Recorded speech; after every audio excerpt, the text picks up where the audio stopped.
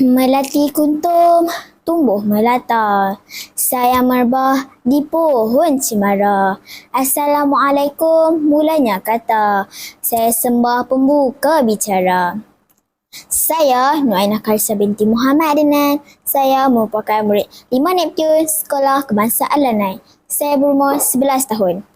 Pada hari ini, saya ingin membuat ulasan sebuah buku yang telah habis saya baca. Ia merupakan sebuah buku yang bertajuk Tokoh Penjuang Negara Tun Abdul Razak. Buku ini mengandungi 100 muka surat dan ia dikategorikan sebagai buku sejarah. Buku ini hasil tulisan daripada seorang wanita iaitu Nora Haji Samad. Ia diterbitkan kali pertama pada tahun 2003. Buku ini menceritakan tentang seorang tokoh negarawan iaitu Tun Abdul Razak. Beliau merupakan Perdana Menteri kedua Malaysia. Tun Abdul Razak dilahirkan pada 11 Mac 1922 di Pulau Keladi, Pekan Bandar Diraja Pahang. Walaupun dilahirkan dalam keluarga bangsawan, beliau tetap menjalani kehidupan seperti orang biasa. Contohnya, beliau melakukan kerja menjaga kerbau peliharaan datuknya.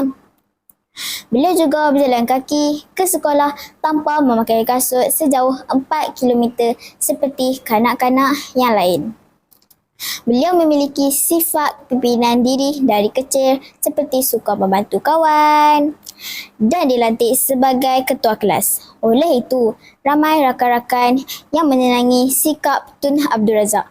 Beliau merupakan seorang murid yang aktif dalam sukan. Setelah habis alam persekolahan, beliau aktif dalam menentang Jepun pada ketika itu sehingga dia diberikan beasiswa ketika melanjutkan pelajaran ke United Kingdom pada tahun 1947 dalam bidang undang-undang. Beliau telah membuktikan kehebatan orang Melayu dengan rekod yang cemerlang. Beliau bersahabat baik dengan Tunku Abdul Rahman semasa beliau menyambung pengajiannya lagi di England. Selepas tamat belajar, beliau berkhidmat dengan kerajaan di Pahang. Minat dan kecenderungan Tun Abdul Razak dalam bidang politik telah terselah sejak beliau berada di London lagi. Penglibatan beliau dalam bidang politik apabila beliau dilantik untuk menggantikan Datuk Hussein On sebagai Ketua Penggerakan Pemuda UMNO.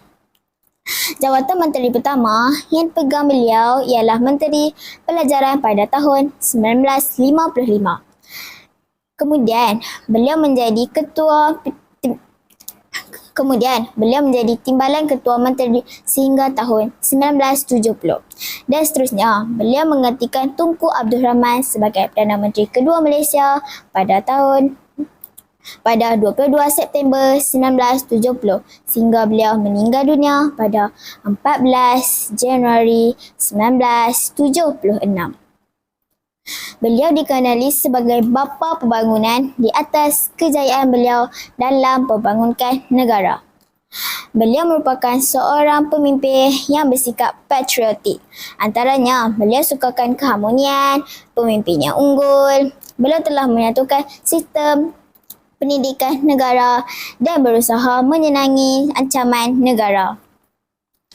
Walaupun tempoh perkhidmatan Tun Abdul Razak tidak begitu lama dalam tampuk pemerintahan, namun segala usahanya dapat membantu Malaysia untuk bergerak lebih maju.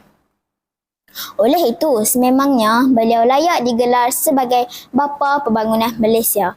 Saya sangat teruja membaca buku ini kerana dapat mengetahui kisah perjuangan dan pengorbanan seorang tokoh yang telah banyak menyumbang kepada pembangunan negara kebanggaan saya iaitu Malaysia.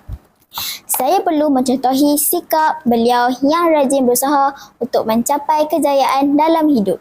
Setelah tamat membaca buku ini, saya berasa amat bangga menjadi rakyat Malaysia yang mempunyai pemimpin yang begitu ikhlas berjuang untuk negara. Dengan ini, saya akhiri dengan serangkap pantun. Bunga seroja di atas para, jatuh ditimpa buah berangan. Andai kata tersilap bicara, ampun maaf saya pohonkan. Sekian wabillahi taufiq wa hidayah. Assalamualaikum warahmatullahi wabarakatuh.